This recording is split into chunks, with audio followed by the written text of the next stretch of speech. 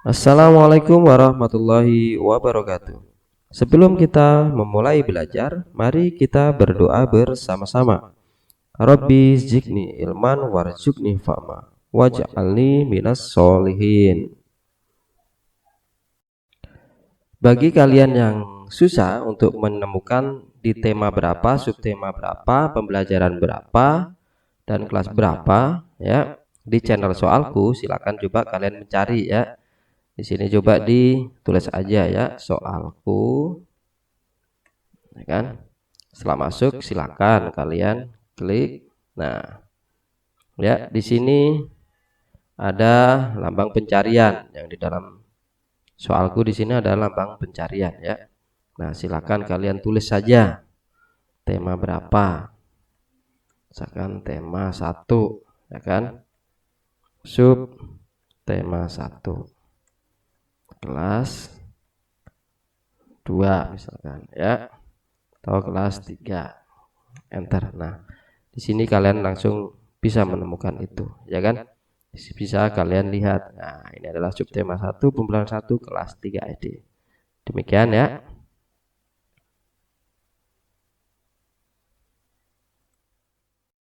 Apa kabar anak-anakku, adik-adikku semua? Semoga kalian sehat-sehat selalu ya. Amin. Hari ini kita akan membahas dan belajar buku tema 3, subtema 2, pembelajaran 6 untuk kelas 3 SD. Ayo berdiskusi. Aneka wujud benda sebagai anugerah Tuhan. Benda diciptakan Tuhan dengan beraneka ragam wujudnya. Perhatikan, pernahkah kamu membayangkan jika wujud benda hanya satu? Apa yang akan terjadi? Setiap benda mempunyai sifat dan fungsinya masing-masing. Kamu telah mempelajari benda dan sifatnya. Coba lengkapilah bagan berikut ini. Nah, ini ada bagan ya. Benda, ya kan, berdasarkan wujudnya ada padat, cair, dan gas. Sifatnya memiliki bentuk tetap, mengikuti bentuk wadahnya, sebagian tidak terlihat. Contoh bendanya adalah kursi, meja, pintu, air, sirup, dan minyak. Untuk gas balon, gas LPG, dan uap air. Ayo mengamati, lakukan secara berkelompok. Pilihlah satu tempat untuk melakukan pengamatan. Perhatikan benda-benda yang ada di tempat tersebut. Catatlah benda-benda yang ditemukan pada tabel berikut. Tabel pengamatan, lokasi pengamatan, dapur.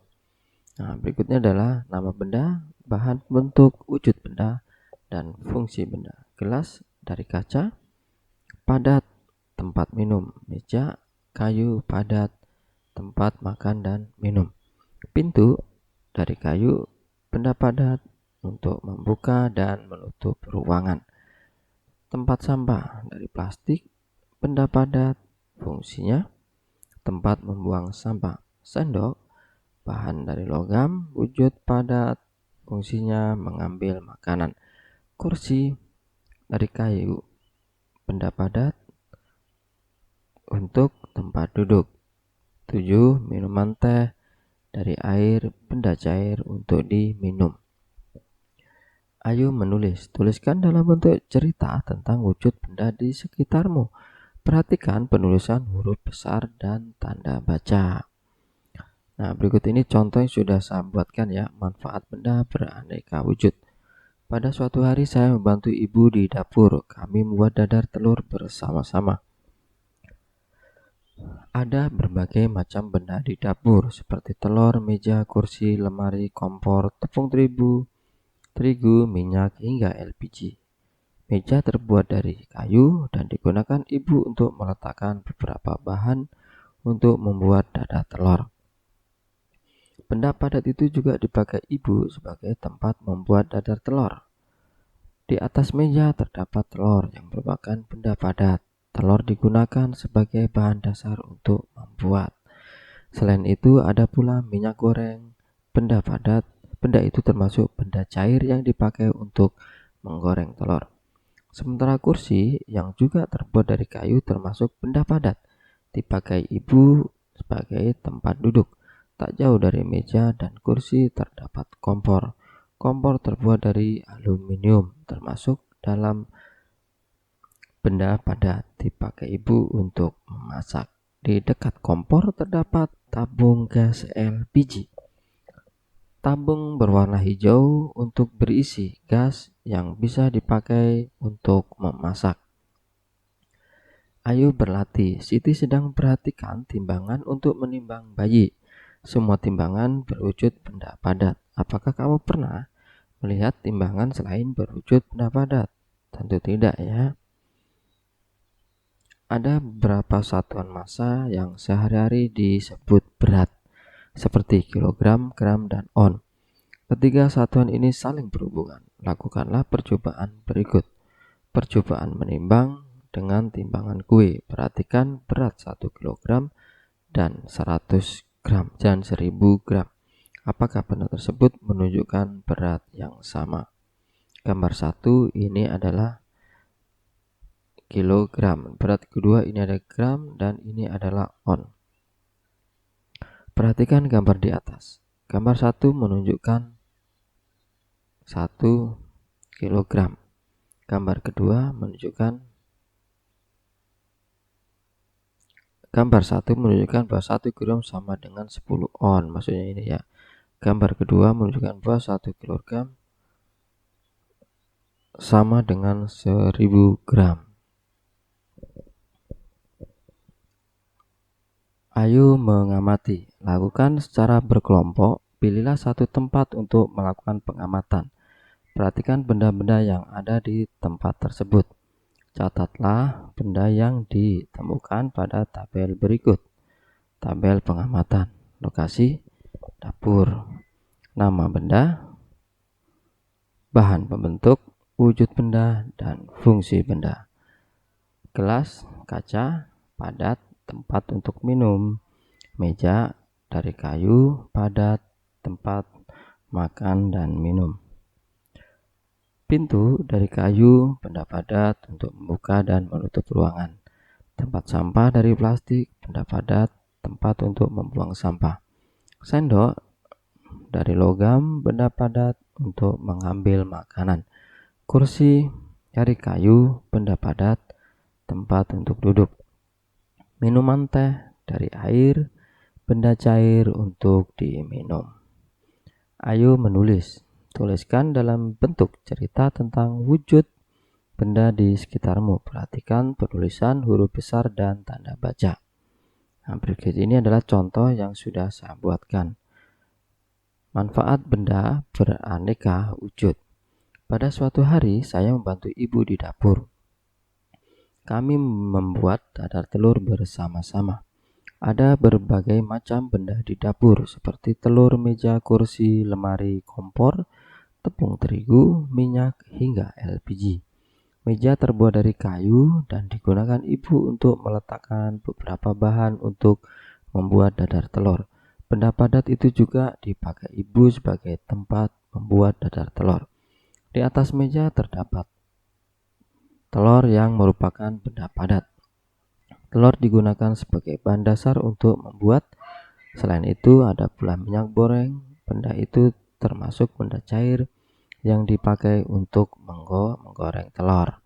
Sementara kursi yang juga terbuat dari kayu termasuk benda padat dipakai ibu sebagai tempat duduk. Tak jauh dari meja kursi terdapat kompor. Kompor yang terbuat dari aluminium termasuk dalam benda padat yang dipakai ibu untuk memasak.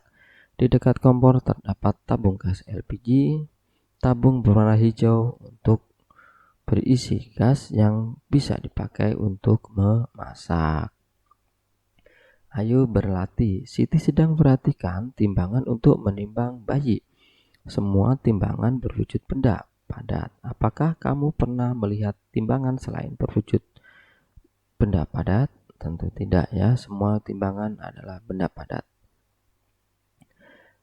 Ada beberapa satuan massa yang sehari-hari disebut berat, seperti kilogram, gram, dan on. Ketiga satuan ini saling berhubungan. Lakukan percobaan berikut. Percobaan menimbang dengan timbangan kue. Perhatikan berat 1 kg dan 1000 gram.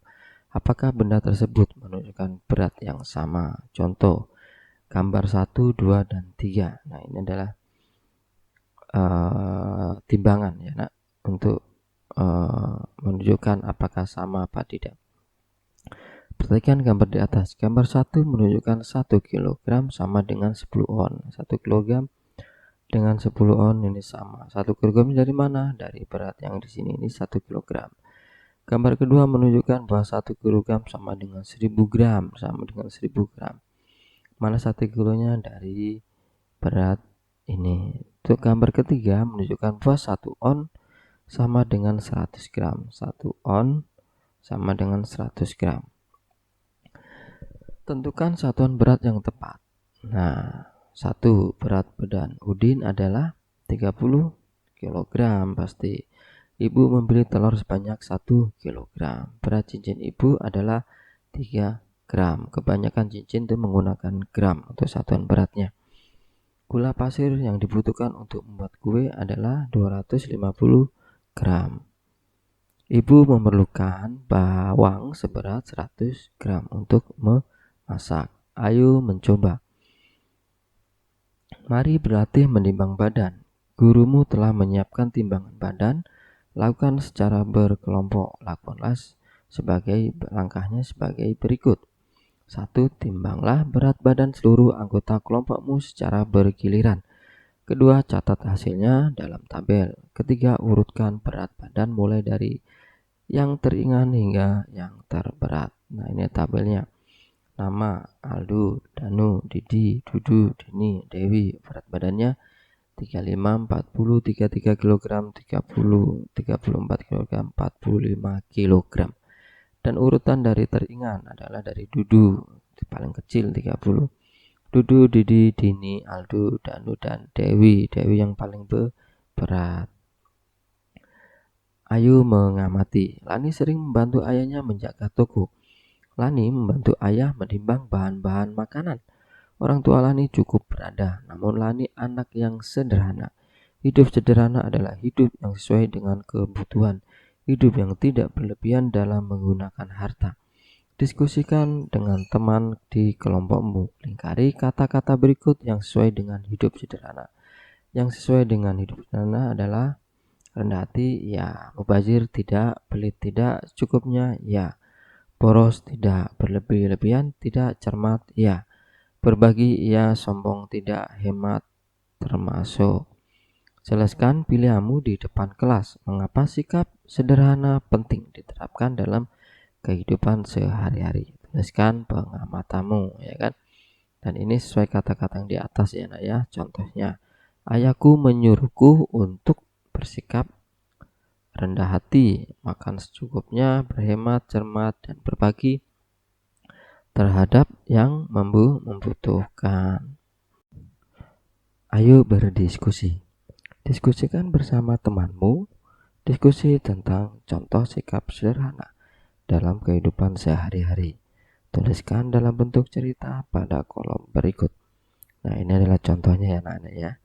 Orang tuaku senantiasa mengajarkan kebaikan kepadaku.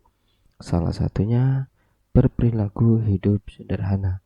Hidup sederhana berarti tidak berlebih-lebihan, hemat secukupnya, dan mau berbagi kepada sesama. Pilihlah cerita dari anggota kelompokmu yang dinilai paling bagus. Cerita yang menggambarkan hidup sederhana. Sampaikan hasilnya di depan kelas. Ayo berlatih. Kamu telah belajar tentang sikap sederhana. Kemudian renungkan pernyataan berikut. Jawablah pernyataan berikut dengan jujur. Beri tanda centang sesuai jawabanmu. Nah, berikut ini ya nak ya. Pernyataan: setuju, ragu-ragu, tidak setuju. 1. Saya telah mengerti arti hidup sederhana. Setuju ya. Kedua, saya telah menerapkan hidup sederhana. Setuju. Ketiga, keluarga saya telah menerapkan hidup sederhana. Setuju juga. Saya merasa nyaman dengan hidup sederhana. Setuju. Saya akan menerapkan sikap hidup sederhana. Setuju. Demikian anak-anakku. Semoga bisa membuat kalian cepat mengerti dan memahami pelajaran. Dan semoga apa yang disampaikan bisa membantu kepada orang tua untuk menjelaskan kepada putra dan putrinya. Tetap semangat belajarnya dan selalu kerjakan tugas-tugas dari sekolah. Wassalamualaikum warahmatullahi wabarakatuh. Terima kasih. Tetap semangat belajarnya dan tonton video-video selanjutnya.